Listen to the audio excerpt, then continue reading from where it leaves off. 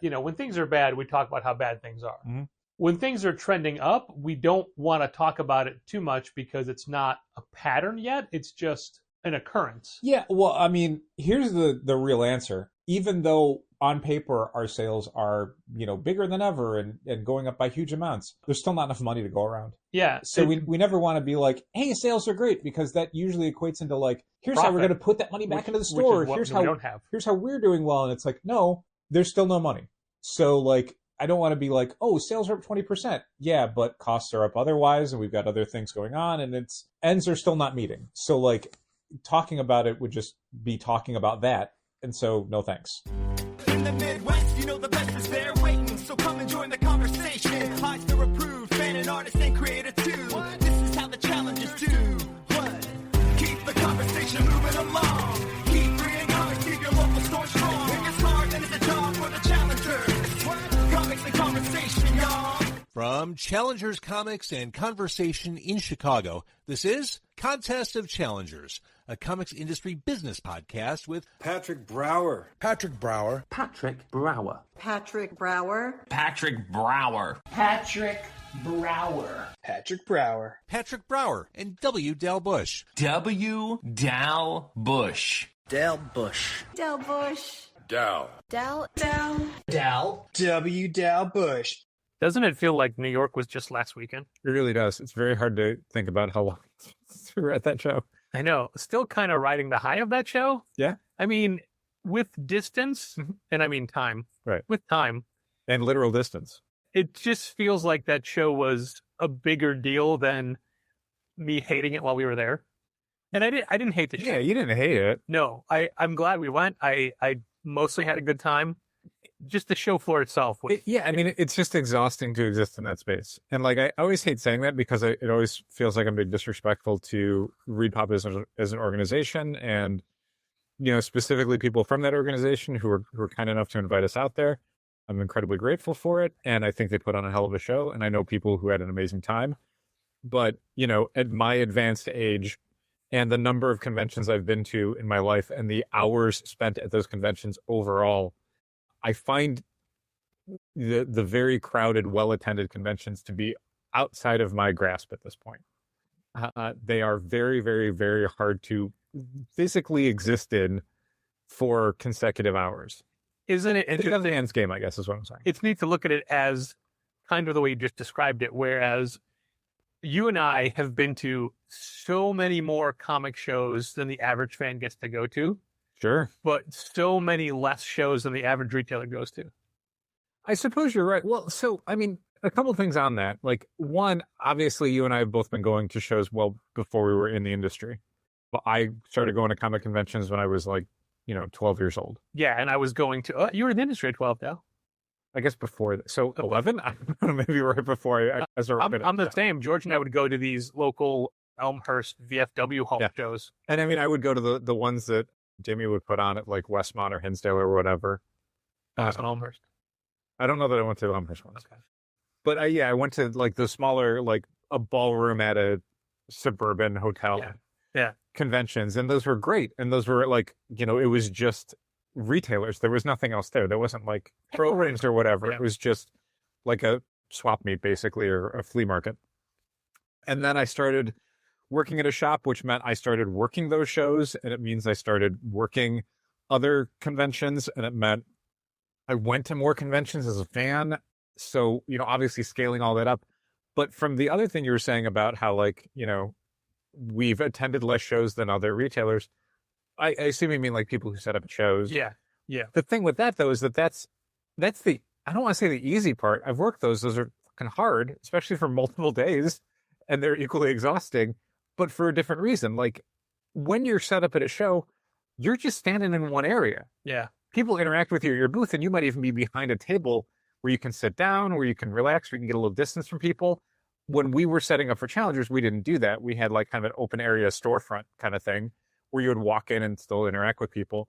But you had a little oasis from it almost. Yeah. You had your little area. You weren't, and in fact, I know for a fact, when you would work shows, you did not want to like walk around. You didn't want to go to other tables or whatever. You might shoot to one person on Artist Alley that you were going to say hi to or buy something from, or that someone who had also walked around said, hey, there's this table set up with Doctor Who stuff or whatever, and you would just go there and come back. You hated the idea of like working a show and then also like walking the floor. That felt like two jobs to you. But also, it's so hard for me or you to go from point A to point B and come back because we get stopped a lot. It's more of a Patrick problem than a Dal problem, but I'll agree with that. So much in New York, which was amazing. It's weird. But weird. I mean, it's great though. Like that's the stuff that it's never like, I never want to make it sound like an inconvenience where it's like, I'm trying to enjoy the show. And then people keep pulling me aside. Like, no, I love the getting pulled aside part. Like that occupies more of my time and gives me a better conversation because I'm not just in this mass of people that's like flowing through the convention. Yes, but that's when you're a fan at a show. When you're working a booth and got to get back to it, and you don't have that kind of time. That's true. And especially if it's not your booth, you're working for somebody else, you're going to get yelled at for taking too long. Yeah.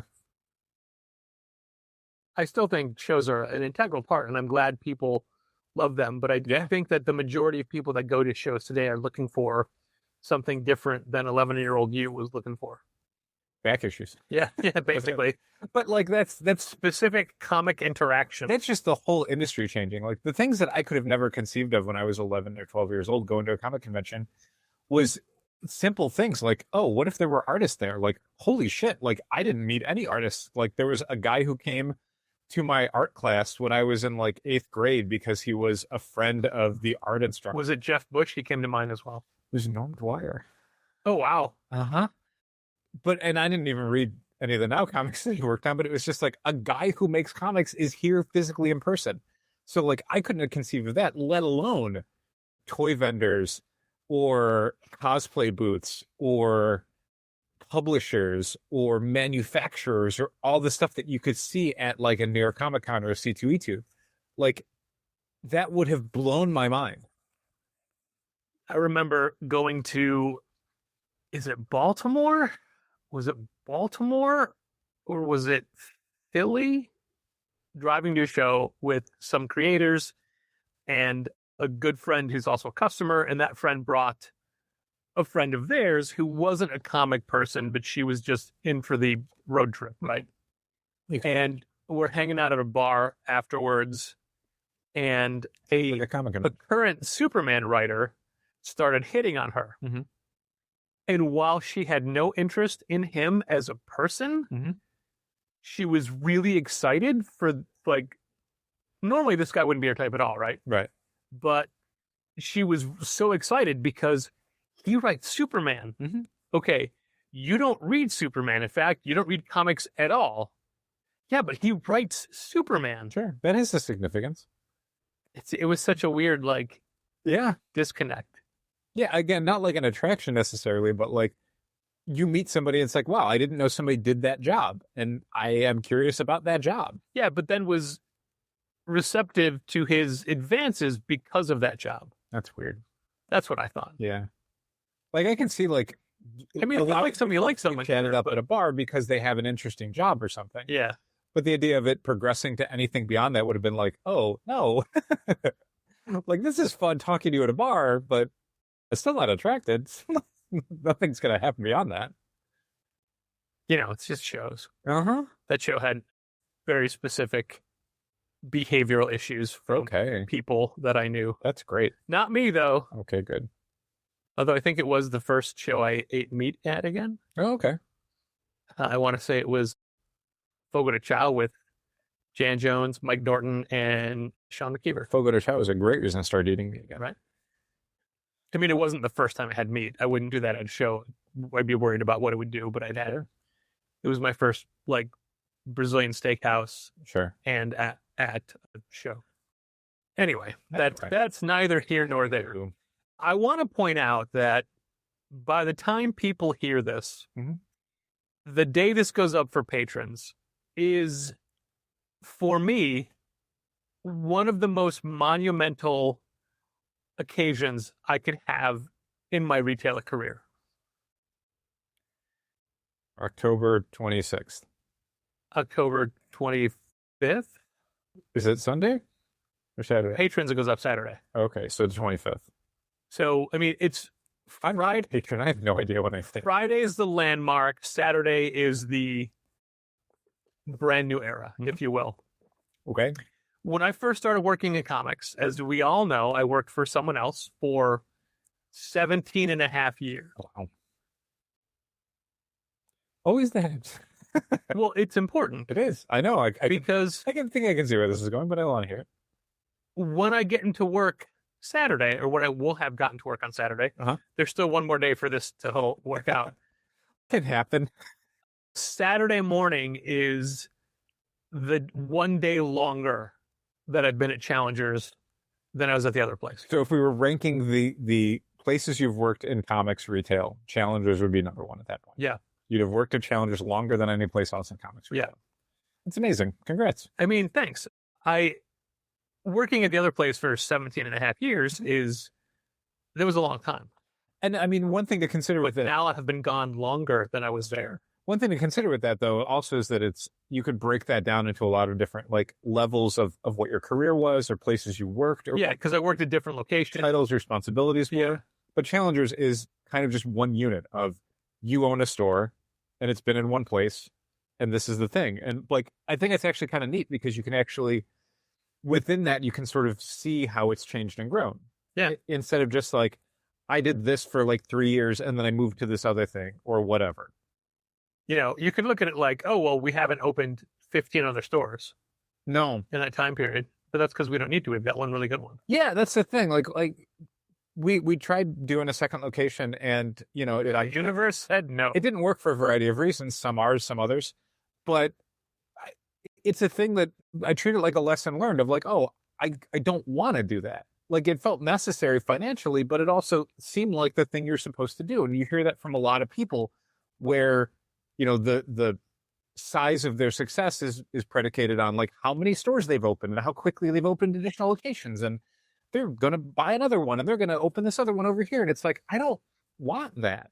I like what I do. I like the store we have. I like the clientele we have. I like the neighborhood that we're in. I don't want two more of them or, you know, for it to expand out into other neighborhoods. Like we tried that and I didn't like it. Yeah. I want this store to do well. I mean, And it would take both of us away from the store. right. I'd like the store we have to be bigger, maybe to do what we do better, but I don't necessarily want it to be, you know, multiples of it or whatever. Right. I don't want that. If you want us to buy the condo above us and like put in a sliding bat pole, I'm all for it. The pole slides up and down or just down? I mean, the bat poles go both ways. Okay. How would you phrase my achievement? How would you phrase it, and how do you think you're phrasing it wrong? Well, I mean, I don't really know what, because I plan on posting a little video about it, Sure. but I don't know how to call it out without it being clunky. Like, I've now been at Challengers longer than I work anywhere else. I think that's it. But it makes it sound like there was this huge pile of other places, when in fact it was only one. I mean, I think there's a longer way of saying it, which is maybe more accurate, but I don't know if it works for social media, which is that, you know, as of whatever day, I don't know, even this, like the job you've held the longest in your life is owning Challengers. Yeah. How about when I started in comics retail, I worked for a different store, a different chain for 17 and a half years. And then down I opened Challengers. You're not going to tag them? And now I've been at Challengers longer than that 17 and a half years. Wow. Also, not going anywhere. No. So it's like a brand new day one. It's interesting. That's a nice way of thinking of it. Anyway. Do you want some additional titles just to Sure, yeah. Yeah. I mean, if whatever you want to come up with, I'll just sign off on. It's fine. Oh, I thought you were going to suggest them to me right now. No, I don't. I thought you were RJ Citying me and I was all for it. Oh, no, I don't have a list prepared. Oh. I didn't know we were talking about this, so I didn't have a chance to do it. Yeah, but I thought, I mean, you're a smart guy. I thought they were coming to you on the top of your head right now. Oh. So what are your titles right now? Because president, Yeah. Co-owner, co-owner, CFO, chief financial officer, yes. Chief creative officer, I'd say probably. COO, Chief Operations Officer? Yeah, I mean, you could, yeah, sure. Yeah. Okay. Again, I'm signing up on all these. So Sure, but I mean, what? I don't want to take any ones that you think they're yours. Like, oh, I don't care. you're definitely CTO, I guess, yeah. CSO, Chief Suit Officer. There you go. It's true. Yeah. I don't really think of mine. But yours, yeah. I mean, you wear a lot of hats. We both. Sometimes literally. Not often. Maybe like Speaking of things Chainsaw Man crowns. that cover my head and my face, did you see that Batman mask? It's very wide. It is flat and does not adhere to your face. It's very wide. It velcros to the cowl. Oh, that makes sense. But That's very no, it does not work. It just flares right out. It's very wide. It needs to be molded around something round and like. Maybe you should just wear the Wolverine helmet with it. That fits really well. Yeah, but then it covers up the ears. Oh, yeah. Huh. Oh my God, it's part of my Dark Claw costume. Exactly. Interesting. Hey, maybe he'll be back. There's the credits page for that Batman Deadpool. I didn't remember seeing it in there, but maybe. Who knows? So anyway, this particular day, October 25th, 2025, I've been counting down to for a very long time, and I have a small spreadsheet with the actual day count. Wow, very cool. Yeah. You did the math. I can't look it up because That's our CFO. So yeah, I mean, I think that like this at the beginning of Challengers was not even a thing to think about. No, of course not. It's weird to think that we are not a million miles away from our 20th anniversary as challengers. Like that's a thing that I didn't put out of my mind necessarily, but You didn't actively think of. Yeah, I mean, in the early days, it's like frankly, there was a lot of times where it's like, I don't know if the industry is going to be around in 20 years, let alone, a retail storefront in Chicago. That felt tenuous on a lot of levels. There were years early on where, as we were approaching the next year anniversary for the store, in my head, I'd be like, well, we at least made it to 8 years. Yeah. Things like that. Like, sure. Like when it's 7 years, 3/4 way. Like, I think no matter what happens, we'll get to 8. Yeah. We'll have gotten to 8. It's hard, man. Every year's hard. Like I think every year is an achievement. Not necessarily that I want to celebrate them every year. Like I very quickly felt the pressure of like, what am I celebrating? Like, surviving. That's not, I don't want to celebrate that, but I do feel a sense of pride each year where it's like, yeah, okay, here's another number higher. Like none of it was easy. A lot of it was hard.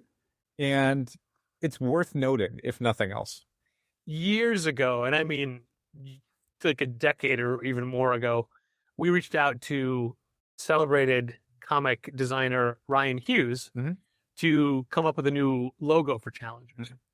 And he quoted us a price, which was very fair because he gave us a discount because he's like, I've always wanted to do a comic store logo. Yeah.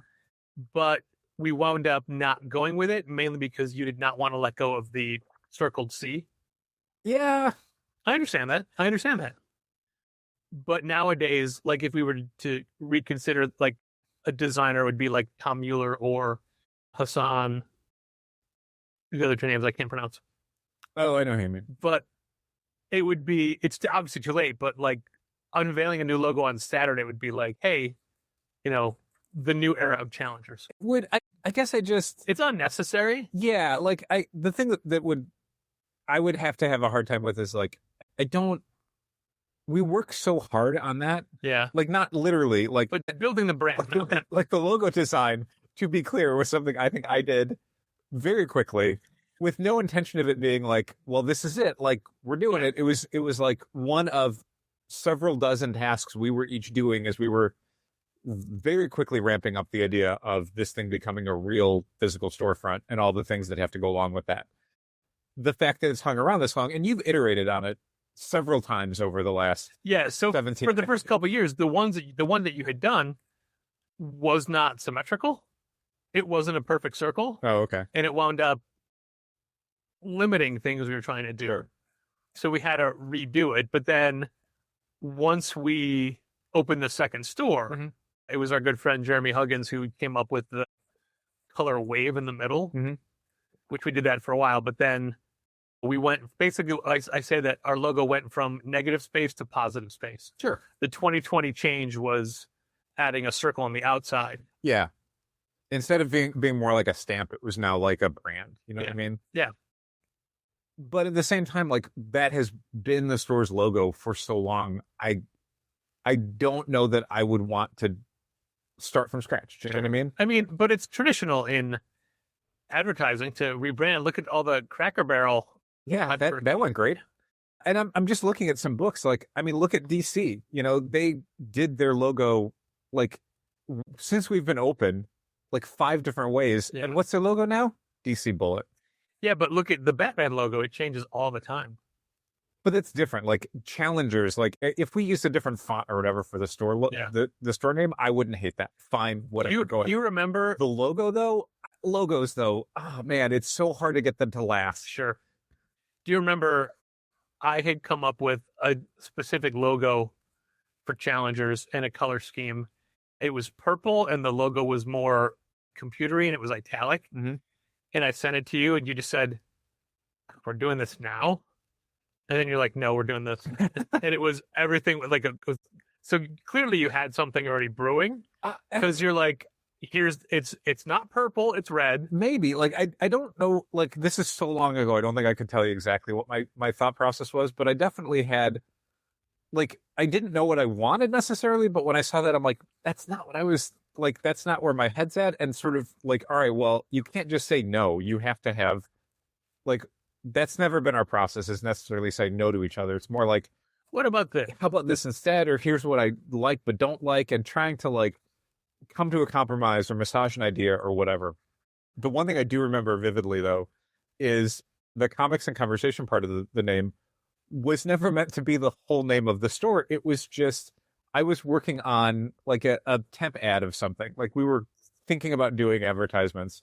And yeah, we wasted a lot of money on print media advertising in the beginning. I mean, not wasted. Like, I think whatever we did was valuable in the early days, even if it was just, to learn what did or did not work. Sure. What was wasted money. Yeah, but I did that for 17 and a half years. Sure. But specifically, it was for like a book club ad for Spider-Man Loves Mary Jane. And the idea was to do something alliterative for his challengers. And then it was like, oh, it's a book club thing. So it's like comics and conversation. Like we're having a conversation about comics. Yeah. And that was done so early in like the process of figuring out like what the store's branding and visual identity. Yeah, this wasn't for a specific book club, even though Challengers did do a book club for Spider-Man Loves Mary Jane. This was just like a proof of concept of like, here's how we think about the store and sort of what message we want to put out in the world and how we want to like advertise ourselves literally and figuratively. But for whatever reason, that comics and conversation just felt like it landed. It was like, oh yeah, we're going to use that a lot. And I think we even did a few other ads, like, again, like just internal ideas, documenting different concepts for each other, where it was comics and something else. It was some other C word, not that C word. And contraceptive. For whatever reason, comics and conversation just really like, it kept coming up. So it was like, okay, this was not meant to be the name of the store, but now it's the name of the store. Well, that's part of the Challenger's philosophy is A, the things we suggest in jest or just as placeholders become real. Yep. B, the store evolves. Things change. Like what we think a thing is, the store tells us it's different. Yeah, like how many distributors we use. Yeah. I just today realized as I was looking through the final digital edition of the Diamond Previews catalog, which for the record has less than 20 pages of comics listings in it. Wow. And that includes ads. Wow. Uh-huh. How many are Avatar? No Avatar. Broad. What's that company? Broadsword. I was gonna say Broad Street. But what I did notice as I was flipping through it was like, oh, Kenzer Company. Oh, we should maybe think about getting that from like them directly, maybe. And sure enough, I went to the Kenzer Company website. Hey, new issue of Knights of the Dinner Table came out. We sure didn't get it from Diamond. Oh, I did notice in my inbox that our Kenzer Company account just got a. So I went to them and I'm going through the process of getting a retailer account because we have a number of subscribers that get Knights of the Dinner Table, and it'd be nice to still get them the book that they think they're going to be getting from us. So that's just the idea of, at the beginning of this year, obviously Diamond was in disarray, but here we are at near the end of 2025.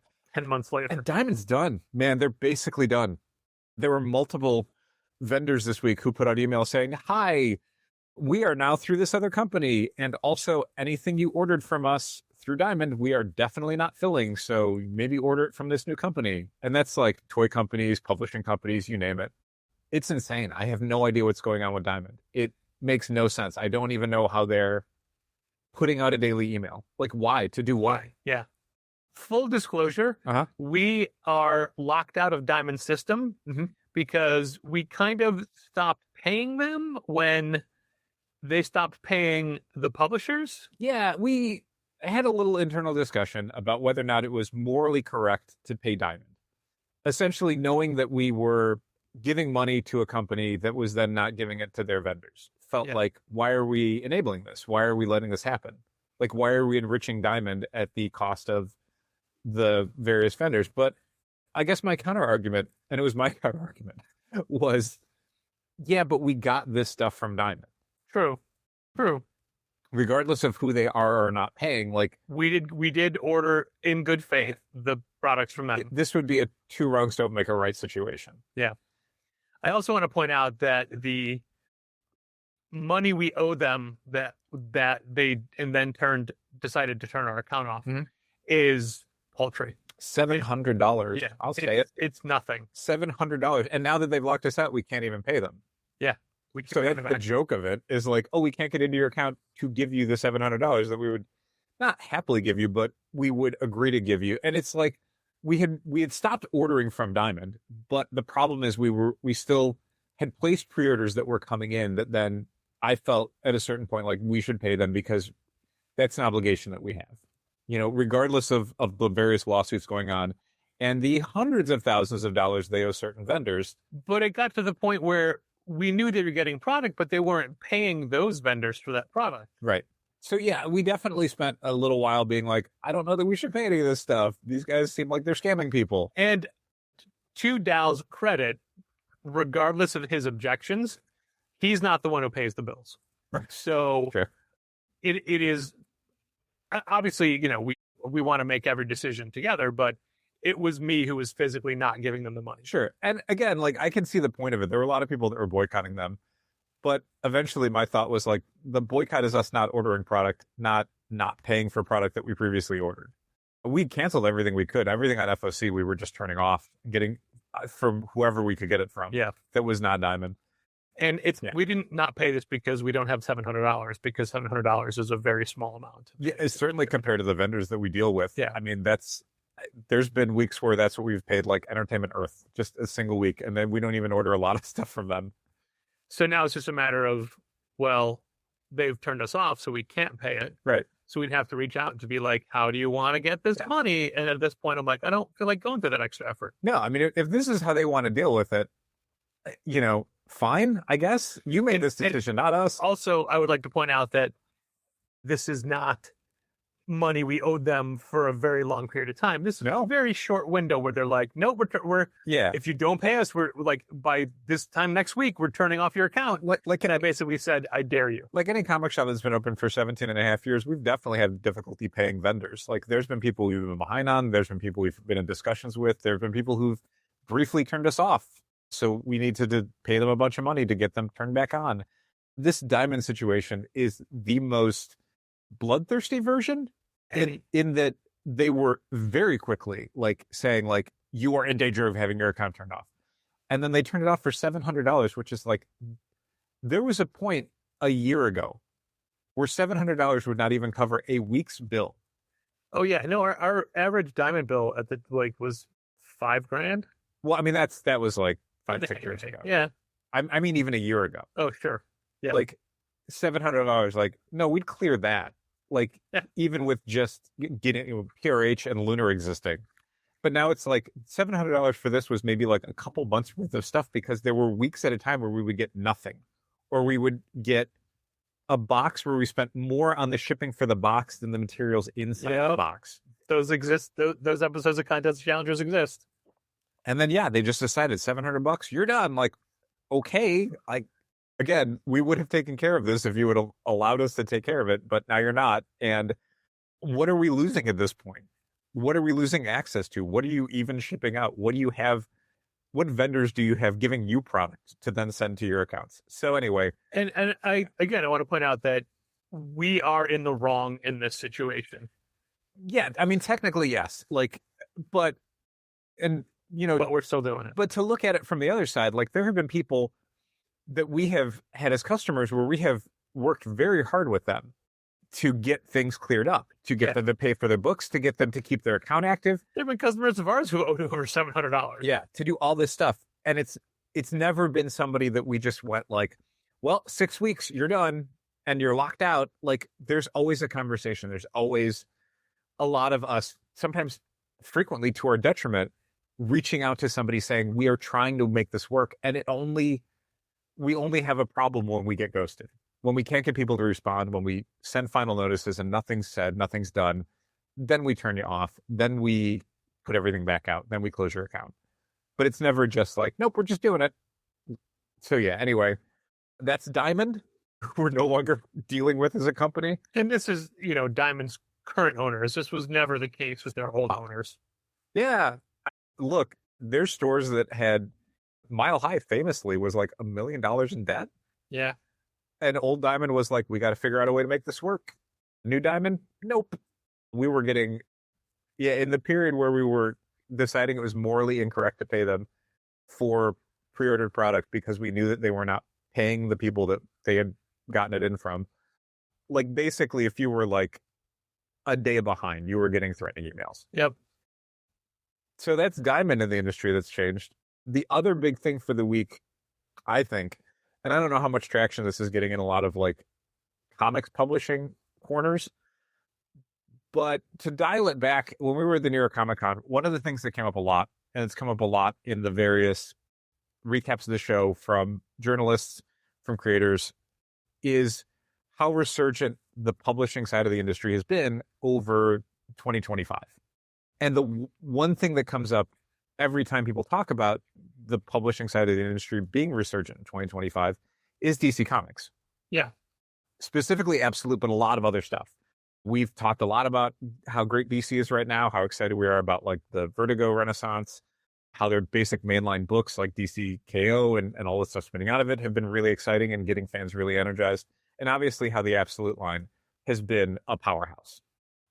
It's insane how good Absolute books do, both like in sales, but also creatively. How many new fans are coming in the industry because of those books and how excited they are and how much they want to read other comics. So it was... Absolute Batman is what, 12, 13 issues in? 13 with the Catwing. Still haven't found our ceiling? No, DC just went back to press on every issue of Absolute Batman. Like the final reprint issues are coming out, I think, the next week or so. The final reprint? Well, up to issue 12. Okay. But then in the meantime, they have announced that they're going back again because even those reprints sold out super fast. We have like nothing.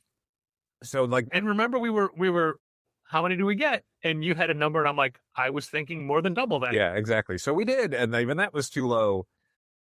But anyway, so DC publishing doing great.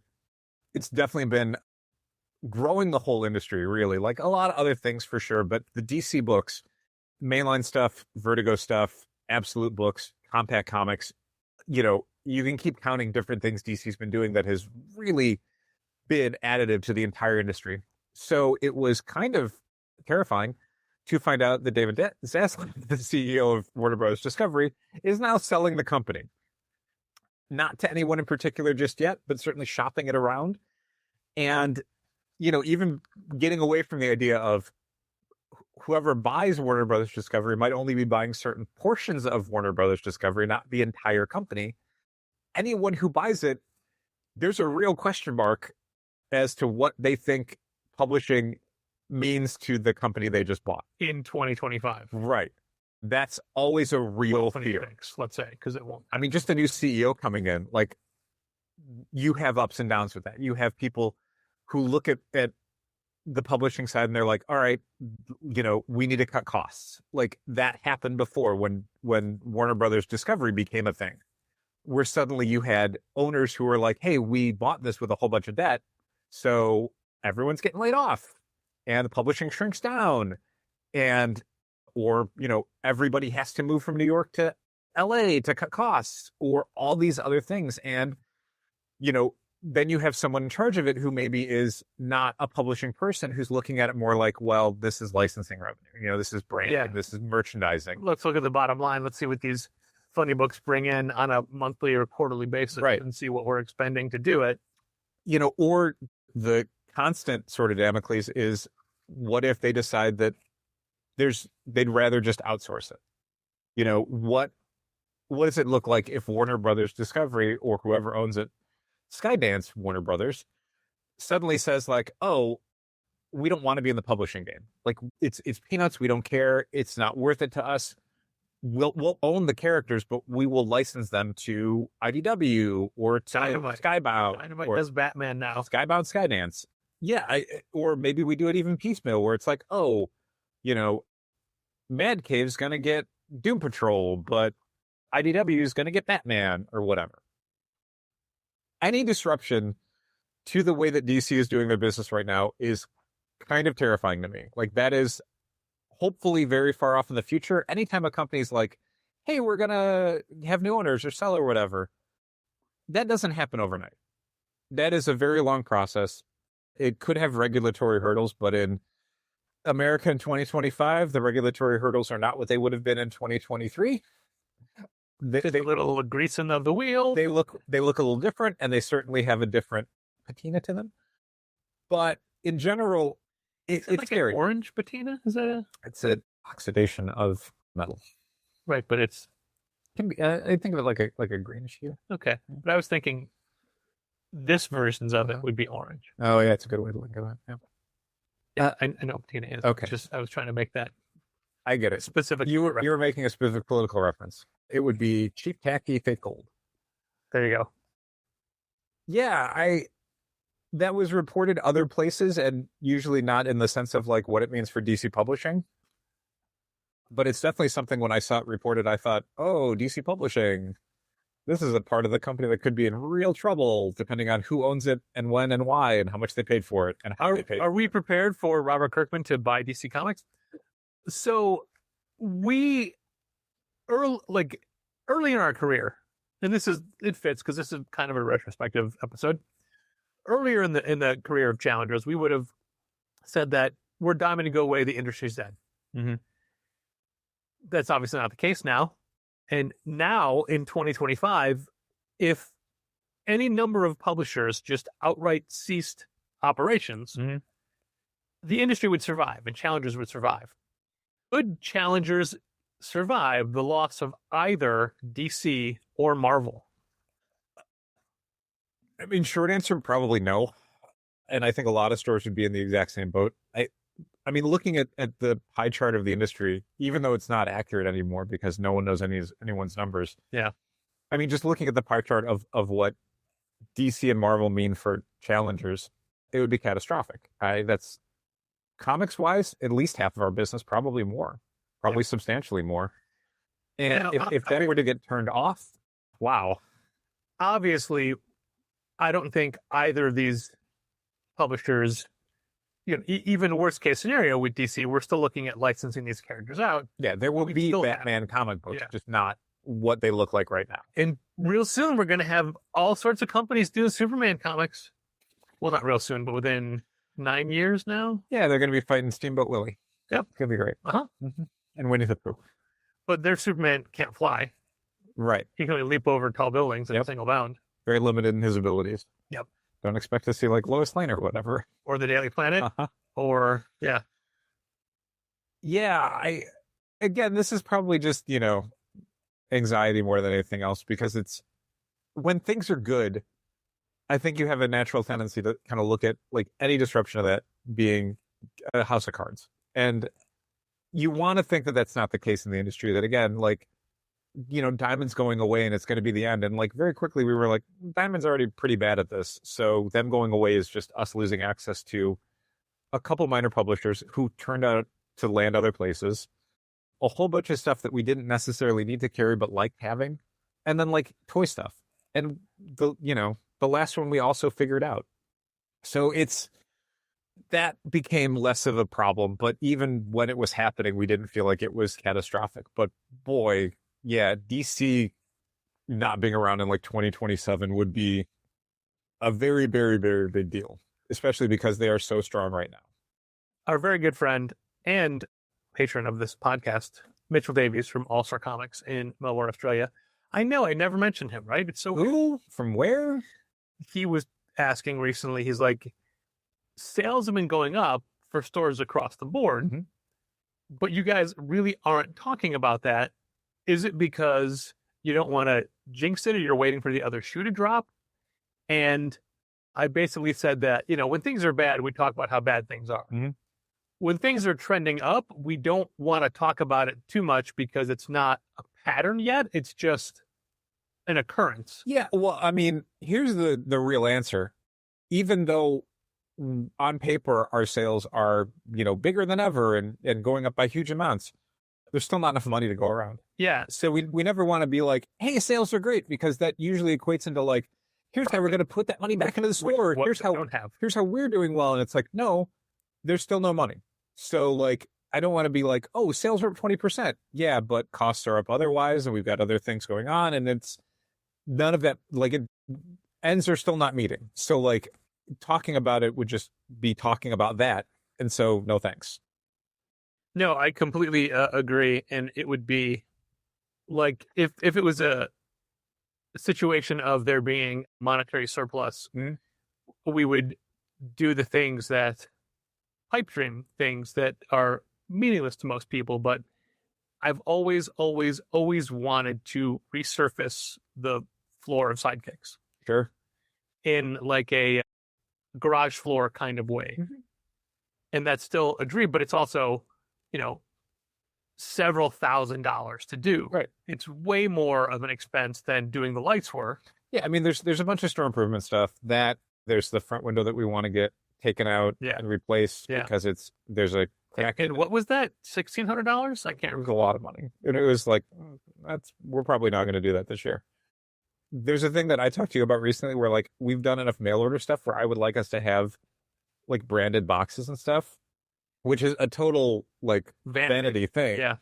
It's expensive and it's not going to help you sell more, but it's like, I think it would be cool, but yeah, you can't justify it now. I've always wanted branded bags, but I know how ridiculously non-cost effective those are. Sure.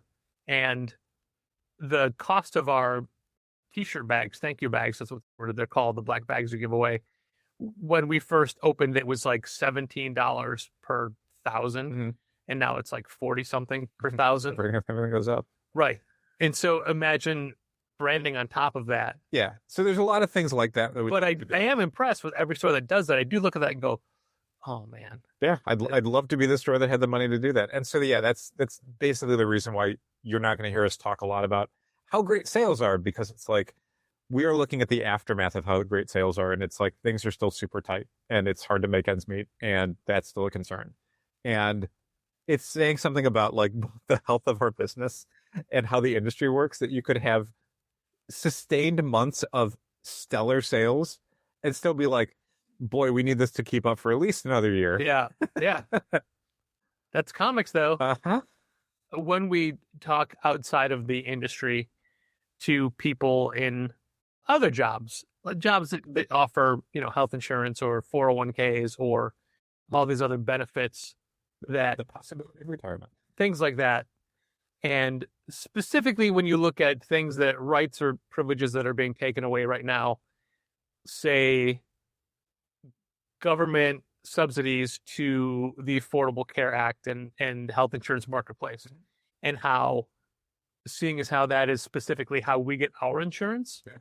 and knowing that our insurance costs could potentially more than double Mhm. for the coverage that we have, Yep. which is unsustainable. No. The thing we cannot pay. Nope.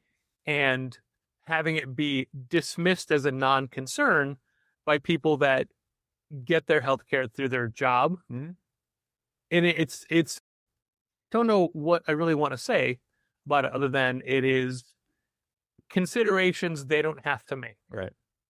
And it's considerations we make for the industry we're in.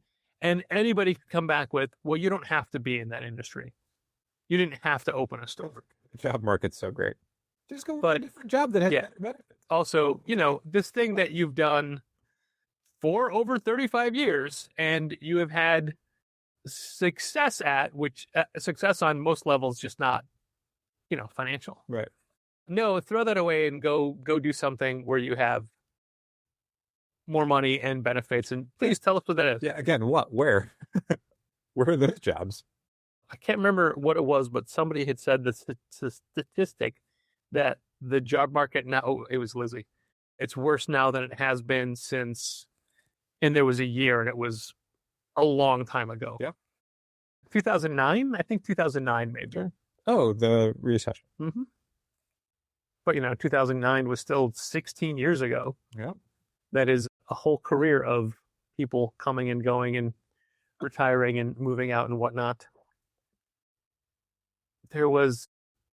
It's always interesting to look at cultural milestones over the span of your life. And one of the things that I had mentioned, I think I mentioned this in the speech, is that I've never lived in a world without Batman, without Superman, without Spider-Man. Sure. My brother has lived in a world without Spider-Man, but I didn't. Spider-Man's always been around since I've been around. And as you extrapolate those cultural milestones to other generations, forgive this usage, but kids that didn't know a world without Harry Potter, they're adults now. That stuff came out in what, late 90s, early 2000s, late 90s. Yeah. But these are a thing that's always been there, or a world without Barney or Bluey or whatever. Right. But those milestones have always been there. But when you look back at the people that didn't have cars, Sure. or computers or whatnot, and fine, the world is supposed to change and progress and move on and get technologically advanced, and I guess send explorations to the stars to collect other species and bring them back to the Earth and have them escape, things like that. The usual. But we are lucky enough that we are still in an industry that is survived and is thriving, maybe the wrong word, because obviously, there was a point where comics sold millions of copies per issue, but that was also when there were 3 television channels. And yeah, I mean, I think thriving is fair to put it. Yeah. Doesn't have to mean that it's, the best it's ever been. It just means it has to be, very good, healthy. Yeah. And I think a lot of that is due to the brave men and women on the front lines, fighting the good fight, getting the books in the hands of the people. How nice of them. They are selfless heroes. Wow. Yeah. Brave of you to say it. You know what? If I ever see one of them, I'll tell them that. Okay. To their face. Right to their stupid comic reading faces. Oof. So yeah, basically that's a nice little snapshot of the industry right now and Challenger's place in it. Sure. Going back to New York Comic Con, I still am running into people that have been like, oh, I haven't seen, like, how was Comic Con? How was your speech? That kind of thing. And it's still like fun to revel in it. Sure. And I still get to use we walked into this room and there was this massive line. I'm like, there's so many people here. And Ryan Brown said, yeah, that's the free taco line. Yeah. But we got free tacos. So it all worked out. Those are good tacos. It definitely all worked out. It's weird that there hasn't been like much in the way of comic previews lately. Yeah, we haven't gotten any. We just before we started recording, we got some preview pages from Batman Deadpool. Yeah. But I don't want preview pages. I want the whole thing. And those are undialogued pages as well. It was like the credits pages letting you know how many figures there were if we did them, as well as like who's doing which short story in the issue. And then here's some undialogued pages like, oh, that doesn't mean anything to me. Trying to even remember what the last PDF I read was. It might have been Exquisite Corpses 5, which is a moot point because it's out now. I think 6 is out. 6. I'm sorry, it was 6. Okay. 6 of them I read. The one that came out this week. Sure. I read it a few weeks ago. Speaking of Exquisite Corpses, by the time this thing goes up. Oh, yeah, we can finally announce this thing, which has been in the works forever. Months and months. And we were waiting to have it be announced elsewhere, and we can just piggyback on that. It hasn't happened yet, so we're taking it into our own hands and our own social media presences and our own in-store newsletters and things. Yeah. Challengers is the Chicago stop for the Corpse Tour 25. Which is the James Tynion tour for Exquisite Corpses. He's going to all these different cities with guests and doing Q&As and readings from Exquisite Corpses and discussions with fans, and then a signing. And exclusive Exquisite Corpses and Tiny Onion merch only available at the signing stop. There'll be a Tiny Onion helper there to have all the cool different Exquisite Corpses Corpse Tour merch. But yeah, Challengers is the stop. Our day on the stop is Friday, November 7th. That is going to be after hours from 7 to 9:30. 7 to 9:30. As you're hearing this, the tickets are on sale for the event. This is a ticketed event. You must have a ticket Yeah. to get in. Tickets are available in 2 flavors, premium and standby. Premium will give you access to the Q&A and reading that James is doing. That's going to be in our sidekick space. So there's a limit to how many people we can fit in there comfortably. And so that is capped at a lower number. I think it's at 28, which there's not 28 tickets left for that room. And that gets, so the premium ticket will get you access to that room. It'll get you a copy of the Exquisite Corpses Volume 1 trade paperback. It'll get you a copy of Something That's Killing the Children issue with cover art by Jenny Frison, who will also be signing with James later in the evening. There's also the standby ticket, which will get you access to the standby signing only line. We will try and pipe in to where the signing line is the audio from the Q&A and reading. That may or may not happen. We're going to give it a shot. I had a suggestion on how we could do that. Okay. But it's definitely old school. Okay. But we can talk about it later. Okay. So we're going to try that. It's not a guarantee, but we're going to give it a shot. What you are guaranteed to be in is the standby signing line. The premium line will go first for the signing, and then the standby line will go second. We are capping the standby line because hopefully we have a number that everybody in the standby line will get a chance to get stuff signed by James. We're limiting to 3 items per person. You don't have to get the trade paperback and the Something That's Killing the Children signed, but you have them available to you if you are a premium person. Standby people, you are not getting anything extra. You are just getting access to the signing line, and hopefully that is sufficient. That is happening Friday, November 7th at Challengers. Tickets are on sale. You can go to our website under the events tab. You'll find a link to the Eventbrite page where you can purchase tickets should they still be available. I think that's it. The same link will be in the weekly email. We need to text Molly and have her include it in her Friday email as well. Like, tickets are on sale now. Sure. Or today at noon or whatever. Yeah. We're excited about it. It's been in the works for a long time. I love Exquisite Corpses. I think it's great. We spent a bunch of time talking to various members of the Tiny Onion team at New York Comic Con, and they're all very good at what they do, and they're all very excited about this event. Not all of them obviously will be in attendance. We don't know quite who will be yet, but it should be a good crew, and they've got, again, a bunch of exclusive merch. We will have copies of a lot of James's work available for sale if you're missing things. Specifically, I think we're going to be having Exquisite Corpses. We're going to be having Department of Truth. We're going to be having maybe a couple other things. Yeah, should be fun. Make sure you get tickets. Please do not just show up to this. If you show up to this without a ticket, we'll be checking tickets in before you get into the store. If you do not have a ticket, you will not be able to get into the store. Also, the event is at 7, but the store closes at 6. Physically closes and locks to be able to reconfigure sidekicks and put up the chairs and everything else. So you will not be allowed in the store in that interim hour. Yeah, I mean, we're going to try and open it up a little bit before 7, assuming we can get everything done, because we want to get people in the room. We want to get things started, because we have, James as our guest, and our time with him is limited, and we want to make sure that, he's able to have the experience he would like to have when he's meeting his fans. So, yeah.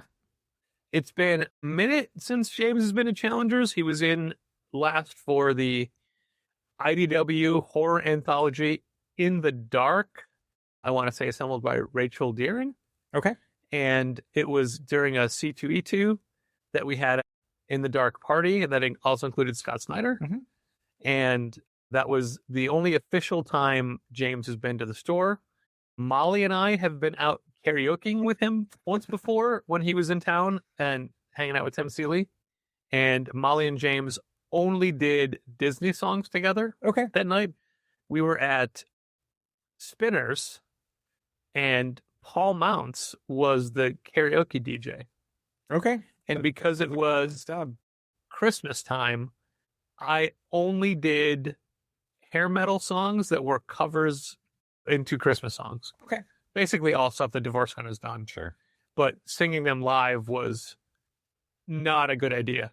Okay. Well, that's karaoke for you. I specifically remember Paul Mounts saying, "Now, come on, people, just remember, these are not easy songs to do," which means I was blowing it. No.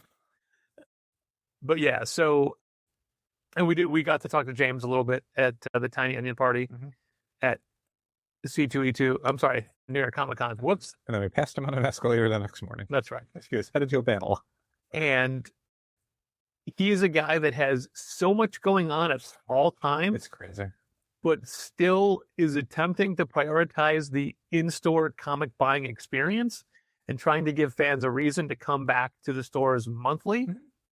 And this is while, working with Hollywood and working with all different aspects of the entertainment industry, still trying to make comics the focal point of what Tiny Onion does. And they had a really nice setup at New York as well. A really good, big booth. And yeah, we got to meet a lot of their people.